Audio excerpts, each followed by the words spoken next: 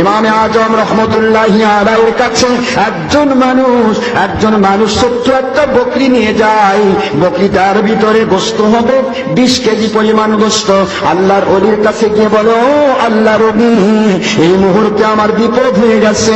এই বকরিটা পিছনের দিকে ছাগল, সামনের মাথাটা কুকুরের মতো।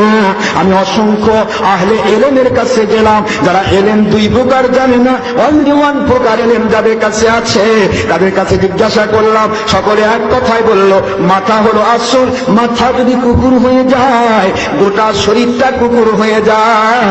সুতরাং খাওয়া যাবে না, যাবে না, যাবে না, লা ওয়াজুজ, এই বকরি খাওয়া যাবে না, ছেড়ে দাও। ও আল্লাহর ওলি, মাত্র 20 কেজি গোশত, খেলো কি হবে না খেলো কি হবে আমার যায় আসে না, কিন্তু এই 20 কেজি গোশতওয়ালা বকরিটা যদি আমার জন্য জায়েজ থাকে আর আমি নাজায়েজ বলে যদি ছেড়ে দেই, তাহলে আমার আল্লাহর কোরআন রাসূলের সুন্নাহ অস্বীকার হয়ে যাবে, বেঈমান হয়ে যেতে হবে। আর যদি এটা নাজায়েজ হয়, আমি জায়েজ মনে করে খাই, তাহলে আমি আল্লাহর কোরআন রাসূলের সুন্নাহকে অস্বীকার করার কারণে বেঈমান হয়ে যেতে হবে। ও আল্লাহর ওলি, বিপদে পড়েছি, আপনার কাছে আসলাম, কারণ আল্লাহ পাক বলেছেন, ফাসালু আহলাদ যিকরি ইন কুনতুম লা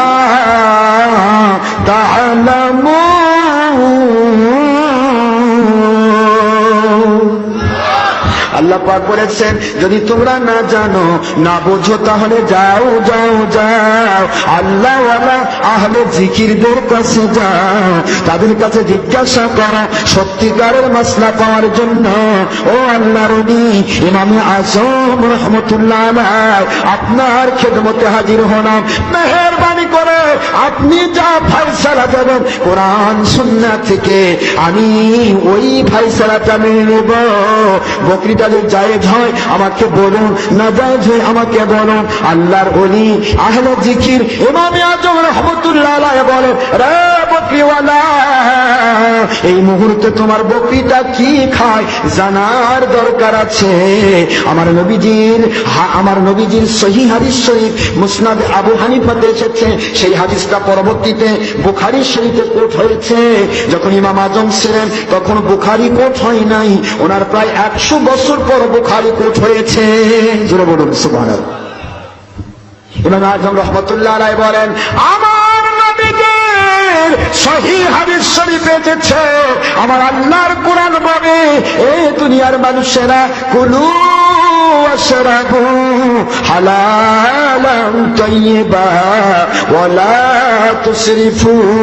রে মুমিনেরা, তোমরা পান করো এবং খাও, খাওয়ার পান করো যেগুলি তোমাদের জন্য হালাল পবিত্র। আল্লাহর কোরআনকে মানতে গেলে নিজের জীবন রক্ষার জন্য, আল্লাহর ইবাদত করায় সহায়তা পাওয়ার জন্য হালাল রুজি খাওয়া এবং পান করা ফরজ। আমার আল্লাহ পাক খেতে বললেন, খাওয়ার আদেশ করলেন, খায়নি খাওয়ার জন্য বললেন। আর আমার আল্লাহর হাবিবের সহিহ হাদিস, ওই মানুষটি খেতে দিয়া যদি হারাম খায়, কোন শরীরের ভিতরে যদি হারাম কোনো খাদ্য ঢোকে, ওই শরীরের পুরা শরীরের গোশতটা নাপাক হয়ে যায়। ওই নাপাক গোশতটা জান্নাতে যাওয়ার অধিকার রাখে না, জাহান্নামের আগুনে যায়। নাউজুবিল্লাহ। ইমাম আজম রাহমাতুল্লাহ আলাইহি তিনি আহলে জিকির ছিলেন। প্রশ্ন করলেন, প্রশ্নের উত্তর দিচ্ছেন, বোঝার চেষ্টা করুন, খুব ভালো করে বুঝুন। তিনি বলতেছেন, আমার আল্লাহ বলেছেন হালাল খাদ্য খেতে, আর আমার নবী বলেছেন যদি হারাম খেয়ে কোনো শরীর তৈরি হয়, সেই শরীরটা কোথায় যাবে? অপবিত্র হয়ে যাবে, জাহান্নামে যাবে। সুতরাং তোমার এই বকরিটা হালাল খায় না হারাম খায়, এটা আমার জানা দরকার আছে। সুবহানাল্লাহ পড়বেন না? এটা বকরি আবার হালাল হারাম খায় নাকি? বকরি কেমনে হালাল খায় হারাম খায়? বকরি তো অবলা যায়, এই যা খাওয়াবেন তাই খাবে। নাকি মানুষের ধান খেলে হারাম হয় আর ঘাস খেলে হালাল হয়, এরকম না। বকরির কাছে হালাল হারাম প্রসঙ্গ নেই। ওই গোশতটা হালাল না হারাম এটা প্রমাণ করার জন্য মাসলা দিচ্ছেন ইমাম আজম। সুবহানাল্লাহ পড়বেন না জোরে? বকরির খাদ্য কি স্বাভাবিক ভাবে বলুন তো? ঘাস, লতা পাতা বলবেন। তাই ইমাম আজম বললেন, তুমি এক কাজ করো, তোমার এই বকরিটাকে আমি হঠাৎ করে বলতে পারবো না জায়েজ না না জায়েজ, খাওয়া যাবে কি না যাবে এটা বলতে পারবো না। যেহেতু মাথা কুকুরের মতো, শরীর বকরির মতো, দুই রকমের, একই জিনিস দুই প্রকার, তাহলে একটু অযথাই হালালও বলা যাবে না, হারামও বলা যাবে না। তবে কি খায় তা একটু জানা দরকার। কথা কি বুঝতেছেন আপনারা? তো যাও, তুমি বাড়িতে যাও, দুই ভাণ্ডের মধ্যে দুই প্রকার খাবার দাও। এক ভাণ্ডের মধ্যে বকরির খাদ্য, লতা গুল্ম পাতা দাও। আরেক ভাণ্ডের মধ্যে কুকুরের খাদ্য, যেহেতু মাথাটা কুকুরের মতো। আরেকটা ভাণ্ডের মধ্যে কুকুরের খাদ্য দাও, যেগুলি কুকুর খায়, মল। কথা কি বলছেন? কুকুর খায় হাড়, হাড্ডি, গোশত, এই সমস্ত খাদ্যগুলি এক ভাণ্ডের মধ্যে দাও। বকরিটাকে, ছাগলটাকে স্বাধীন করে দাও। দেখাও তোমার বকরি স্বাধীনভাবে কি খায়। স্বাধীনভাবে যদি বকরির খাদ্য খায়, বকরির খাদ্য বকরির জন্য হালাল, ওর শরীরটা নবীর সেই হাদিস দ্বারা গোশতটা হালাল। সুবহানাল্লাহ পড়েন না কেন? কি মাসলা, এগুলি মাসলা কই পাবে? আজকের যুগে আমরা দিতে পারবো? মুস্তাহিদ মানি না আমরা, চিন্তা করি খালি, ভুল ভাল মানুষকে বোঝাই। একটু চিন্তা ভাবনা কর। বকরিটাকে খাবার দিতে গিয়ে দুই প্রকার ভাণ্ডের মধ্যে খাবার দাও। এক প্রকার খাবার দাও বকরির খাবার।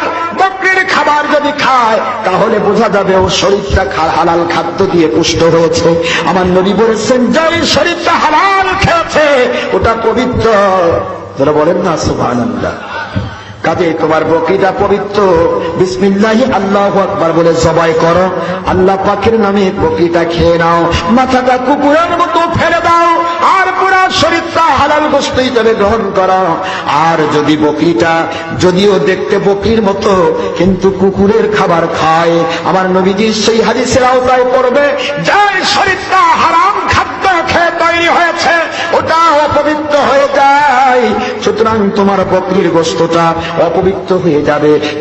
কুকুরের খাদ্য খায়া তার শরীরটা পুষ্ট হয়েছে, পুরা শরীরটা কুকুরের আওতায় পড়বে, খাওয়া যাবে না, লা ইয়াজুজ, হালাল হবে না। বাদ দিয়ে দাও, আল্লাহর নামে ছেড়ে দাও।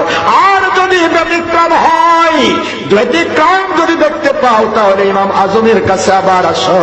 আমার কাছে কোরআন সুন্নাহর দলিল সাপেক্ষে আরো মাসলা রয়ে গেছে। এটা সুবহানাল্লাহ জোরে বলুন। লোকটা বাড়িতে গেলেন, বাড়িতে গিয়ে দুই প্রকার ভাণ্ডে খাবার দিলেন। এক ভাণ্ডে দিলেন বকরির খাবার, আরেক ভাণ্ডে দিলেন কুকুরের খাবার। তাড়াতাড়ি শেষ করছি, কষ্ট পাচ্ছেন তারা। কিন্তু বিপদ হলো, লোক বকরিটাকে যখন ছেড়ে দেওয়া হলো তখন ব্যতিক্রম ঘটে গেল। একবার বকরিটা ছাগলের খাবার খায়, আরেকবার কুকুরের খাবার খায়। বুঝতেছেন নাকি আমার কথা? বোঝেন নাকি? ছাগলটা কি খাচ্ছে? কুকুরের খাবার আর ছাগলের খাবার দুইটাই খায়। একবার ছাগলের খাবার গোগাছে খাচ্ছে, আর একবার বকরির আপনার কুকুরের খাবার গোগাছে খাচ্ছে। দুইটাই যখন খাচ্ছে, আল্লাহর ওলি বলেছেন না, আহলে জিকির বলেছেন না, কি বলেছেন? যদিও ব্যতিক্রম হয় তাহলে আমার কাছে ফিরে আসো। জোরে বলুন সুবহানাল্লাহ। আমি নতুন করে মাসলা দিব। আল্লাহর ওলির কাছে চলে গেলেন, খুব ভালো করে বোঝার চেষ্টা করুন। চলে গেলেন, গিয়ে বলছেন, হুজুর আপনি যা বললেন তাই হলো, বকরিটা তো ব্যতিক্রম করছে, একবার কুকুরের খাবারও খায়, আবার বকরির খাবারও খায়।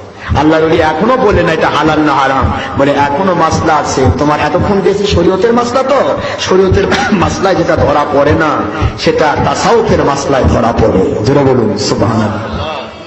এবার আল্লাহর ওলি তাসাউফের মাসলা দিবেন, বকরিটা জায়েজ না নাজায়েজ, এবার ধরা পড়ে যাবে। বুঝতে পারতেছেন আপনারা? এই একই মাসলা কিন্তু এর আগে আহলে জিকির অনেক মানুষ দিয়েছে, লা ইয়াজুজ করে ছেড়ে দিয়েছে, জায়েজ নাই। কিন্তু এই মাসলা এখনো জায়েজ না নাজায়েজ কমপ্লিট হয় নাই। সেই মাসলা আমি আসতেছি, কিভাবে লোক বকরিটা জায়েজ হবে না নাজায়েজ হবে, পরবর্তী তাসাউফের মাসলা কি হবে, কোরআন হাদিস দিয়ে তিনি প্রমাণ দিচ্ছেন। আল্লাহর ওলি হযরত ইমাম আজম রাহমাতুল্লাহি আলাইহি লোকটাকে বলতেছিলেন, আল্লাহর বান্দা আপনার বকরিটি হালাল না হারাম, জায়েজ না নাজায়েজ বোঝার জন্য আমরা খাবারের ব্যাপারে শরীয়ত রক্ষা করলাম। খাবার সে দুই প্রকার খাচ্ছে, হালাল হারাম যখন মিক্সার হয়ে যায় ওই জায়গাতে তাসাউফের মাসলায় কলবি মাসলা না আসলে সে আর পবিত্র হয় না। যারা বলেন না সুবহানাল্লাহ। পবিত্র হওয়ার ক্ষেত্রটা আসে কল্প থেকে। আমার নবীজির সহিহ হাদিস তিনি বললেন, মুসনাদে আবু হানিফা, মুসনাদে আব্দুর রাজ্জাক, সুনান তারমিজি, দারকুতনি কিতাবের আছার, সেই সময়ের হাদিসগুলোকে পরবর্তীতে বুখারী শরীফের হাদিসে কোট হয়ে গেছে। আমার নবীজি পাক সাল্লাল্লাহু আলাইহি সাল্লাম বলেন, ইন্না ফিল জাসাদি মুদগা, সুবহানাল্লাহ পড়বেন না? নিশ্চয় একটা প্রাণীর ভিতরে একটা গোশতের টুকরা থাকে, ইদা সলুহাত, যখন ওই গোশতের টুকরাটা পবিত্র হয়ে যায়, সলুহাল জাসাদু কুল্লুহু, ওই প্রাণীর পুরা শরীরের গোশতটা পবিত্র হয়ে যায়। আল্লাহু আকবার বলেন। ওয়াইদা ফাসাদাত ফাসাদাল জাসাদু কুল্লুহু, যখন ওই গোশতের টুকরাটা অপবিত্র হয়ে যায়, পুরা শরীরের গোশত অপবিত্র হয়ে যায়, আলা, সাবধান হয়ে যাও, ওয়াহিয়াল কলবু, এটা মাথা নয়, এটা হাত নয়, এটা পা নয়, এটা শরীরের অন্য কোন অঙ্গ প্রত্যঙ্গ নয়, আলা ওয়াহিয়াল কলবু, এই গোশতের টুকরাটার নাম হলো কল্ব। জোরে বলুন সুবহানাল্লাহ। এই গোশতের টুকরার নাম কি? কল্ব। আরবিতে বলা হয় কল্ব, আর বাংলায় বলা হয় অন্তর, ইংলিশে বলা হয় হার্ট।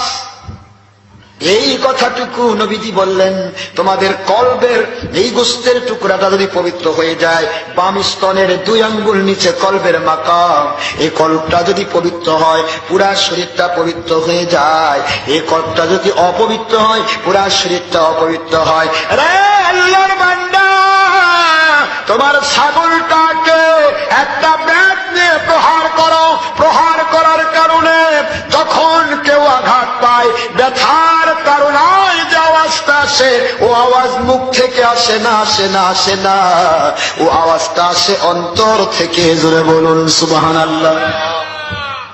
যখন কেউ আঘাত পায়, তখন আঘাতের আওয়াজটা কোত্থেকে আসে? অন্তর থেকে আসে। আঘাত করো বকরির গায়ে, বকরিটা যদি আঘাতের তাড়নায় বকরির মতো আওয়াজ দেয়, বোঝা যাবে ওর অন্তরটা বকরির অন্তর। আমার নবী বলেছেন, ইদা সলুহাত সলুহাল জাসাদু কুল্লুহু, অন্তর যদি পবিত্র হয়, পুরো শরীরটা পবিত্র। ওই বকরির আওয়াজ যদি অন্তর থেকে বের হয়, বকরির আওয়াজ, বোঝা যাবে ওর অন্তরটা বকরি, ছাগল। ওর পুরা শরীরের গোশতটা নবীজির হাদিস মোতাবেক হালাল পবিত্র গোশত। এটা জোরে বলেন না সুবহানাল্লাহ। আর যদি আঘাতের তাড়নায় অন্তর থেকে আওয়াজ আসে, কুকুরের আওয়াজ, আমার নবী বলেছেন, ইদা ফাসাদাত ফাসাদাল জাসাদু কুল্লুহু, যখন এটা অপবিত্র হয়ে যায়, পুরা শরীরটা অপবিত্র হয়ে যায়। বকরির আওয়াজটা যদি কুকুরের মতো আওয়াজ আসে, বোঝা যাবে এর অন্তরটা কুকুরের অন্তর। আমার নবীর সহিহ হাদিস দিয়ে প্রমাণিত হলো, এর পুরা শরীরের গোশতটা কুকুরের গোশত, খাওয়া যাবে না, ফেলে দাও, ফেলে দাও। আর যদি ব্যতিক্রম হয়, একবার কুকুরের আওয়াজ, একবার ছাগলের আওয়াজ দিচ্ছে, এমনটি যদি হয়ে যায়, তাহলে আবার এসো, মাসলা ইমাম আজমের কাছে আরো মাসলা রয়ে গেছে। আরো জোরে বলুন আল্লাহু আকবার। আমার আল্লাহর কুদরতি যেন আওয়াজ হয়, ইমামে আজম, মাসলা আপনার কাছে আমি আল্লাহ যত কিছু দান করেছি, একটা বিষয় এত মাসলা দিলে মানুষ মানতে পারবে না, পারবে না। প্রত্যেকটি মাসলাই সহি। আপনার এই মাসলাটা আমি আল্লাহ রব্বুল আলামিন কবুল করে নিলাম। আর ওই বকরির আওয়াজটা আমি আল্লাহ অন্তর থেকে ছাগলের আওয়াজ বের করে দিলাম। আল্লাহু আকবার বলেন। এক আওয়াজ আঘাত করা হলো, বকরির আওয়াজ। দ্বিতীয় আঘাত করা হলো, বকরির আওয়াজ। তৃতীয় আঘাত করা হলো, বকরির আওয়াজ। আলহামদুলিল্লাহ, বকরিটার অন্তরটা ছাগলের, বকরির পুরা গোশতটা ছাগলের, বকরির। বিসমিল্লাহ আল্লাহু আকবার বলে জব করো, আর তুমি হালাল হিসেবে গ্রহণ করো। অথচ আহলে ইলমরা আগেই বলেছে লা ইয়াজুজ, এটা জায়েজ নাই। এই জন্য ফাসআল